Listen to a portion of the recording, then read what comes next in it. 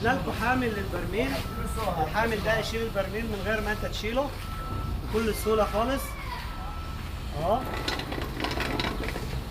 حاجه بسيطه خالص اهي.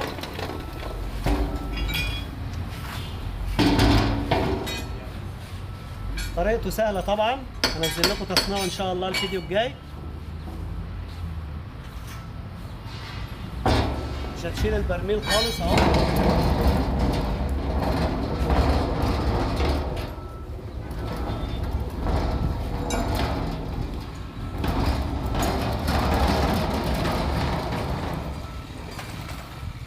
هتشيله توديه اي مكان انت عاوزه.